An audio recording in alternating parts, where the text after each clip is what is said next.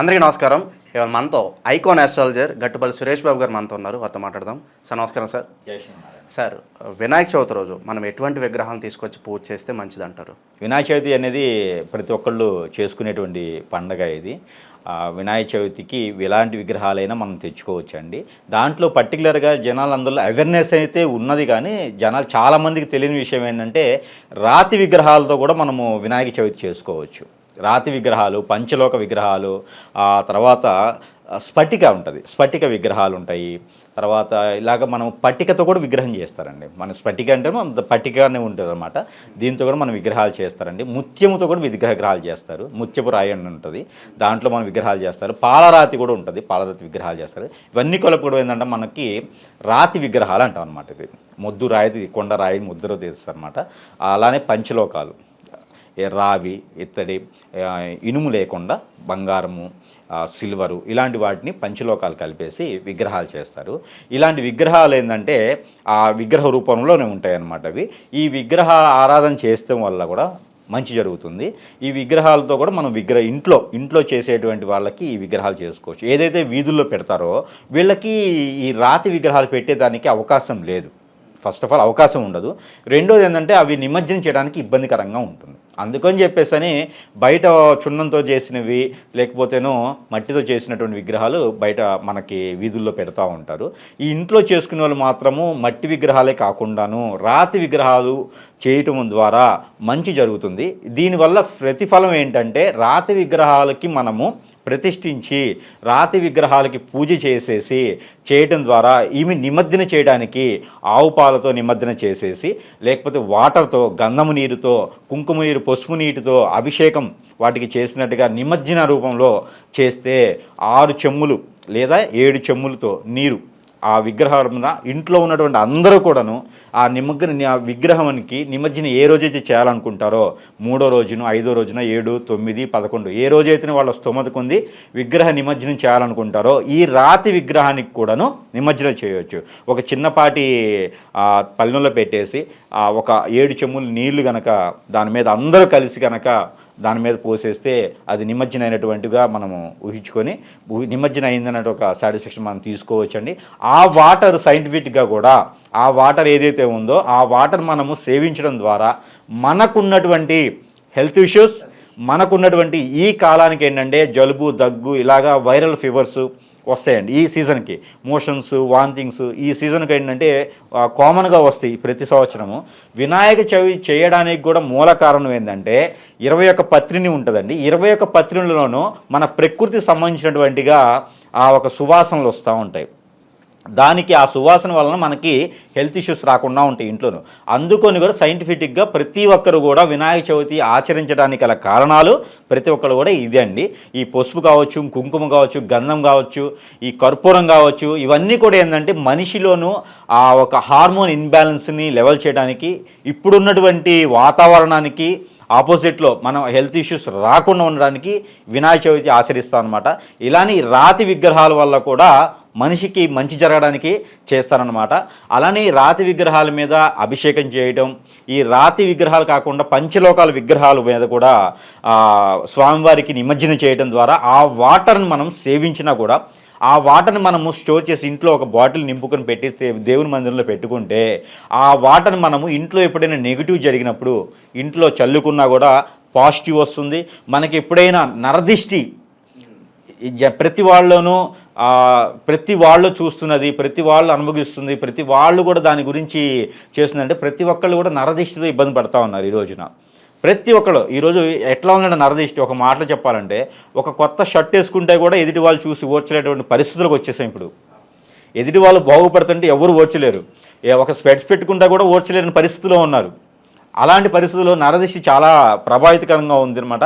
ఈ నరదిష్టి కూడా తొలగిపోవడానికి ఈ అభిషేకం చేసినటువంటి వాటర్, ఏదైతే నిమజ్జన కోసం చేసినటువంటి వాటర్ ఏదైతే ఉందో ఇవి మనం స్నానం చేయగానే కొంచెం నెత్తిని చల్లుకుంటే ఈ ఒక నరదిష్టి ప్రభావం కూడా తగ్గిపోతుంది. సో ఈ వాటర్ను మనం సర్వరోగ నివారణ సర్వరోగ నివారణి అమృతం లాగా తీసుకోవచ్చు అన్నమాట దీన్ని.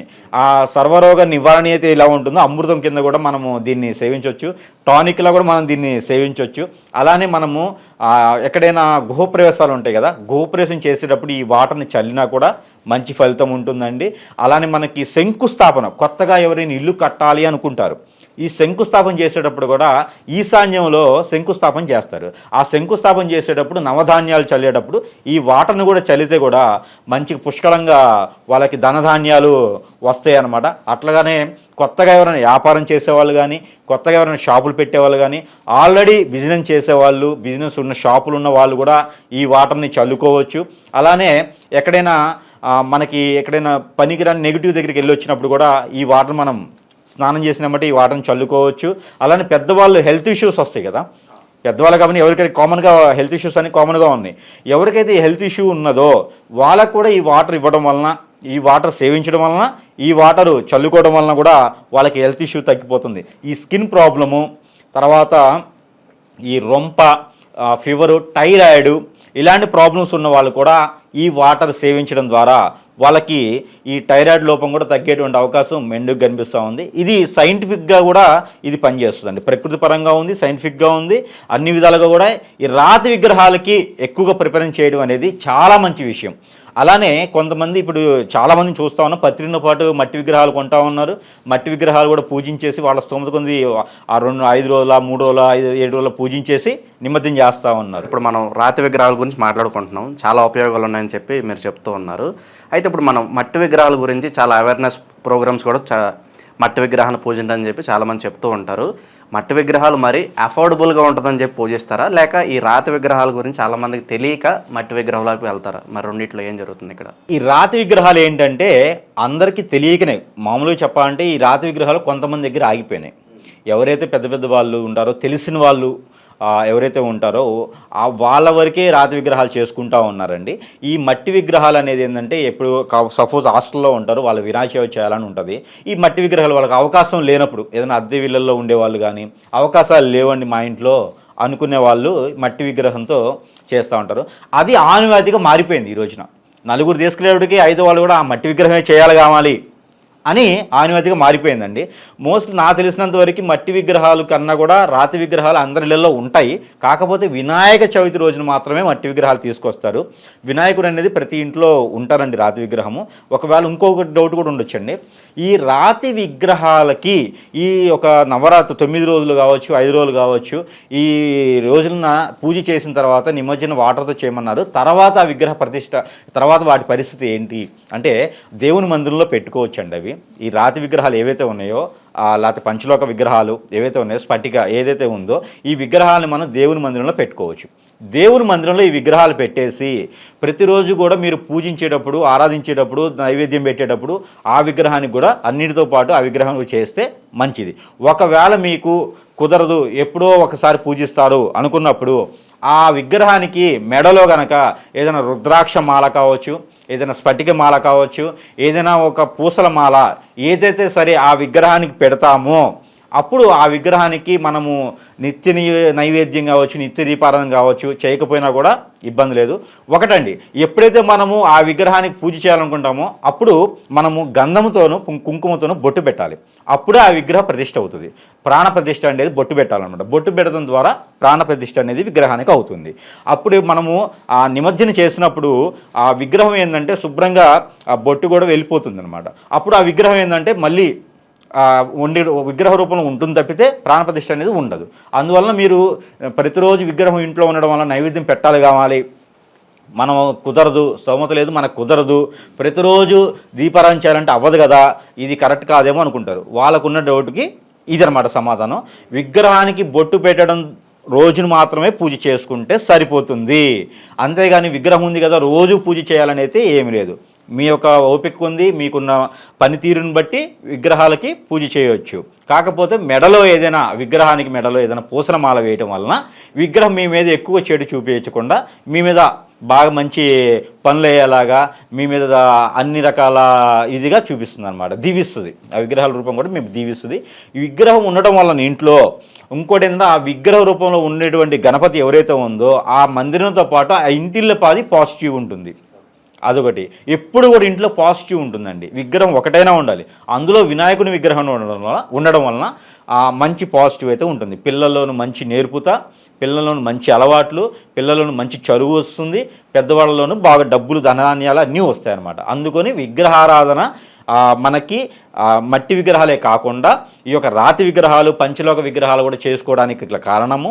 ఎవరు కూడా ఈ పంచలోక విగ్రహాలే సజెస్ట్ చేస్తున్నాను నేను, పంచలోక విగ్రహాలే పెట్టుకోండి, దీనివల్ల మంచే జరుగుతుంది. అవేర్నెస్ కొద్దీ మనకు ఎక్కువ మట్టి విగ్రహాలే వాడుతూ ఉంటారు కదా, అది ఎక్కువ అదే చేయాలా లేదంటే రాతి విగ్రహాల గురించి తెలియక అని చెప్పి మనం తెలియకనే అండి, రాతి విగ్రహాల గురించి తెలియకనే. అలానే ఇంకోటి కూడా ఉందండి, సైంటిఫిక్గా కూడా మనం చేసుకోవచ్చు అండి. మట్టి విగ్రహాలు కూడాను నిమజ్జనం చేసే అవసరం లేదు. ఏదైతే మనం వీధుల్లో పెట్టుకుంటామో చాలా పెద్ద పెద్దగా ఉంటాయి కాబట్టి అవి నిమజ్జనం చేస్తారు.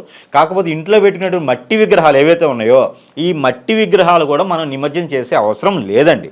ఇవి కూడా మనము ఏదో రోజైతే నిమజ్జనం చేయాలనుకుంటామో ఆ రోజున ఈ వాటర్తో ఆ మట్టిని కాస్త మట్టిలాగా చేసేసుకొని ఆ మట్టిని మనము దాచిపెట్టుకుంటే కనుక మనకి ఏదైనా సేమ్ మనం ఏదైతే వాటర్ గురించి చెప్పుకున్నామో రాతి విగ్రహాలకి ఈ మట్టిని కూడా మనము నుదుటిని పెట్టుకోవచ్చు అండి. ప్రతిరోజు కూడా వ్యాపారం చేసేవాళ్ళు కావచ్చు, జాబ్కి వెళ్ళేవాళ్ళు కావచ్చు, చదువుకి వెళ్ళేవాళ్ళు కావచ్చు, ఈ మట్టిని కూడా మనం సేవించడం ద్వారా కూడా మనము బొట్టుంచుకోవడం ద్వారా కూడా మంచి జరుగుతుందండి. మనం నిమజ్జనం చేయాలనే అవసరం లేదండి. మట్టి విగ్రహాలు ఇంట్లో ఉన్నప్పటికీ కూడా ఇబ్బంది లేదు.